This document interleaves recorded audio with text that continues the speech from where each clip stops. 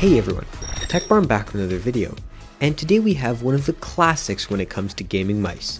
This mouse was first made in late 2006 and is still here to this day being constantly developed on. Today we have the Razer Deathadder V2.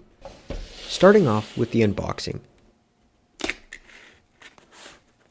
Razer does not disappoint. They definitely know how to make a pleasant unboxing experience.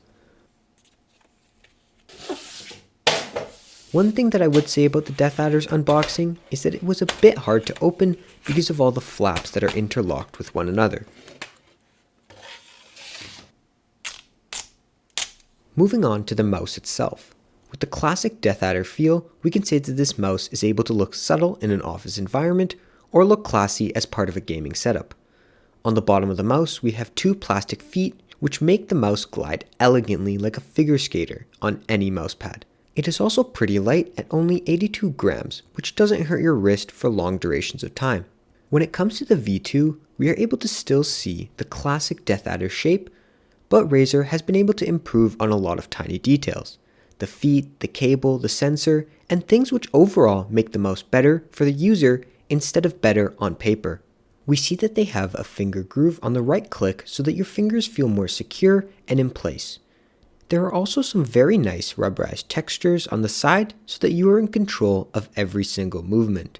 The cable is also now braided using Razer's Speed Flex technology. The cable is much lighter than your classic braided variants, and this allows for easy movements on the mouse as well as a very durable material so that you'll know it'll last a long time. Our experiences with the Deathadder V2 have been really good so far. From the instant our hand touched the mouse, we fell in love with how ergonomic it is and how it was as if it was the perfect mold for our hands. It was almost like Cinderella putting her foot into the glass slipper. It was a perfect fit.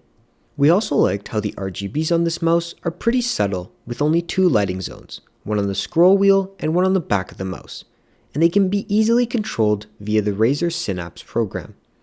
A few downsides about this mouse is mainly its bigger body. If you have small hands, this may not be the mouse for you as it is pretty big. Overall, when it came to the Deathadder V2, we can say that this is a great mouse for anyone who wants to video edit, game, or even use it casually. The shape of the mouse is perfect for anyone's hands and in my opinion is the best part about this mouse. With the small additions that Razer is slowly making to make the Deathadder an even better mouse, I believe that down the road this will be one of the best gaming mice ever. And just think, the Deathadder has been alive for almost 14 years now.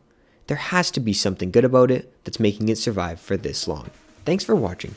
If you did, it'd be greatly appreciated if you could head over to our Twitter and Instagram and drop a follow. It helps us out a bunch. This has been TechBarn during quarantine, and we'll see you in our next video.